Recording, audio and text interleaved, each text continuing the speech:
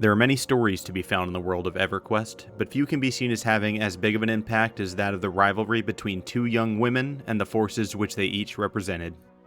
This is a story that encompasses a large part of Nerathian history, and as such, it is impossible to cover every nuance and character involved in it.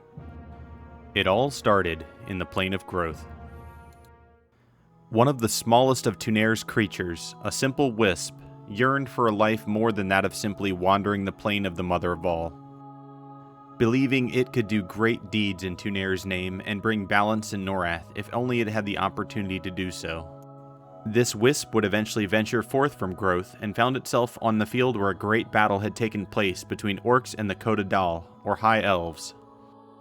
There, upon that field, the wisp inhabited the body of a fallen High Elven soldier and would forevermore be known as Galeth Verideth. Galeth, having now shed his ethereal form and taken a mortal body, ventured to Felwith to seek the life he had so desired all these years. Tunair, always mindful of her creations, looked on with sadness. It was forbidden to leave the Plane of Growth, and the spirit would no longer be under her protection, forced to face the perils of a mortal existence. Galeth's journey as a High Elf would start at the hands of Tinkal, Guildmaster of the Paladins of Tunair. It was in the halls of the Paladins that Galeth would quickly prove to be a highly capable knight, rising quickly in the ranks of the Royal Guard of Felwith. His skill would eventually catch the eye of the King of High Elves himself, Tiras Thex, and he was appointed as a king's advisor as well as to protect both Tiras and the Queen, Alicia. While much of Galeth's time was spent with the king, he found himself spending more and more in the company of Alicia. The two discovered a fondness for one another, one which did not go unnoticed by the king. Galeth, unaware of the king's suspicion, was equally unaware that he was being followed. On a sunlit morning by the pond in the palace courtyard, Galeth and Alicia found themselves alone again. This time the couple found themselves joining hands, a sight which did not escape the eyes of a wood elf rogue sent to spy on their activities. It was that night that Galeth and Alicia would meet in the Greater Fadark to watch the sunset. It was that night that the Chosen of Tunair would be brought into Norath. Upon returning to the city, the couple were stopped by the guards. Alicia was whisked away behind closed doors, and Galeth informed he had been barred from the city by order of King Tiras. In his anger, King Tiras locked Queen Alicia away in one of the towers of Felwith's keep. Soon it became apparent that the queen was with child. Alicia, fearful for her future child's life, never revealed the details of her last night with Galeth. Her handmaidens agree to silence, and somehow directly under the king's nose, her pregnancy remains a secret. The body of a mortal is not designed to birth that of divinity, and sadly, Alicia would not survive the day her daughter entered the world. This child of divinity was secreted out of Felwith under cover of night by those loyal to the late queen. They sought out the exiled Galeth and left the baby in his care, warning of what would befall her should the king learn the details of her birth. Galeth agrees to this charge and names his daughter Firiona Vie, meaning Chosen of Tunair, and would occupy her youth training her in the ways of the Paladins of Tunair. Elsewhere on Norath, another child of divinity will enter this world. The Moon of Blood is the most holy night for Inaruk's followers and occurs once every 27 months. On this heinous night, every follower of Inaruk must murder a good being to honor their god. The Dark Elves take this tradition further. The nobles choose a commoner to mate with that will then be sacrificed in Inaruk's name. On this bloody night, Vendela Gakal, a high priestess of Inaruk, attended the festival in Neriak Commons. It was there she would lay eyes on an exceptionally handsome common male among the crowd. The high priestess brought this man to her inner sanctum where the two copulated throughout the night. When she awoke the next morning, the commoner had disappeared. The following year, the high priestess would give birth to a child of extraordinary abilities, beyond that which any Terdal had ever possessed. Other Terdal watched as the child grew, becoming more fearful of her developing powers and natural abilities of dark magics. Eventually, their fear gave way to action, and a group of assassins was sent to end the child's life. This attempt on her life would be thwarted by an aging Shadow Knight named Larthic Kishin.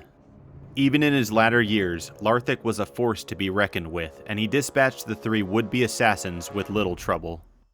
After the attempt on her life, Larthic found himself approached by none other than the Prince of Hate, Inaruk, himself. Inaruk, pleased at Larthic's defense of his child, conscripted him into service as her tutor and bodyguard. In doing so, he also gifted Larthic a new body, one much younger and more fit to carry out his lord's will. With youth returned to him, Larthic took the child of Inaruk under his care, teaching her the ways of both martial combat and the dark magics of necromancy. Lanys Tevil would be the name of the child of hate. She is the embodiment of hate upon Norath.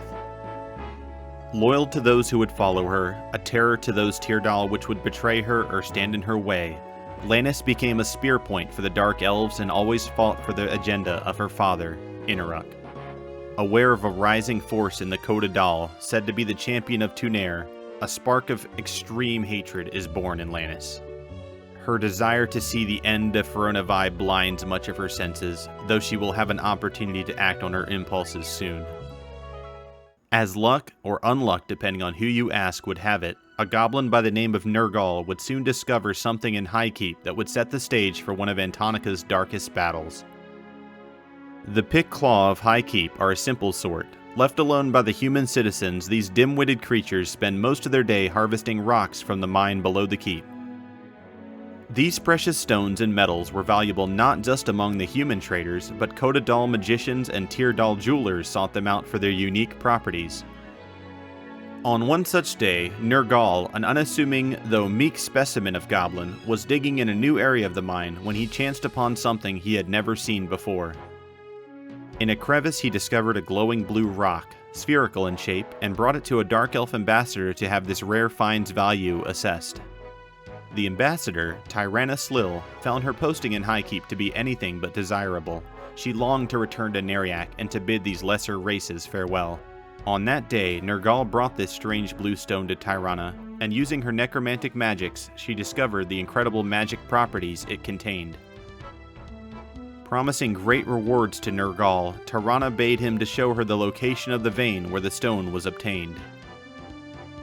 Nergal, hesitant to reveal the location for he had been tricked before, eventually gave way after being plied with sufficient alcohol. The location ascertained, Tyrana now had no more use of the goblin, and as her necromantic magic swept over him, Nergal gave a last shriek, then fell to the ground. With stone in hand, the Dark Elven ambassador set off immediately for Neriak, using her relationship with the Shraylock Orc clan of Highpass for protection through the Commonlands. Arriving in Neriak, she hastily sought out Knight Larthic and presented the find to him along with the promise of more where it came from. Larthic studied the stone in his hand, turning it over and sensing the magical potency contained within.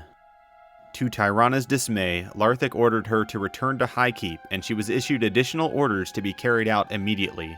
Begrudgingly, she would begin her journey back. Wood Elves are believed by most other races to be distanced from politics and intrigue, but that is far from the truth. A network of spies, Tunair's Martyrs, have operatives stationed across Norath keeping a watchful eye on the goings-on of the different cities and factions.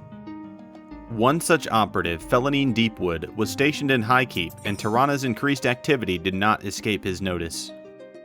Felanine prepared an ambush for the Tyrdahl ambassador, and upon her return to Kithakor from Neriak, their trap was sprung. Her entourage was quickly cut down with arrows, and Tyrana herself met an end to Felanine's blade through the chest, her necromantic magic unable to keep up with his close-quarters combat. The Wood Elf searched through the now-deceased Tyrana's belongings, and discovered the orders given to her by Larthic.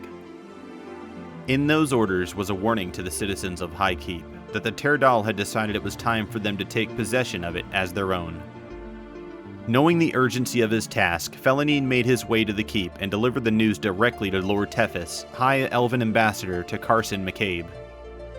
Lord Tethys called an emergency meeting of all those allied races in the keep, and runners were dispatched to all known quarters of the known world, calling for aid against the oncoming force. In the heart of Fadark, Galeth and his protege, the Chosen of Tunair, encountered one of these runners. This has been Lore of Everquest, the World of Norath. In our next video, we will continue the story of Lanys and Firiona's war over High Pass, the event that would be named the Battle of Bloody Kithakor. We will also explore more of their stories that take place after that battle and before their next fated encounter. Firiona in particular has a habit of getting into trouble and losing a little artifact known as the Life Guide. Thank you for watching. If you're interested in more Everquest or MMORPG related content, feel free to stop by my live stream at twitch.tv/BobbyBig, and feel free to subscribe to the YouTube channel where I'll be posting more lore videos in the future. See you next time.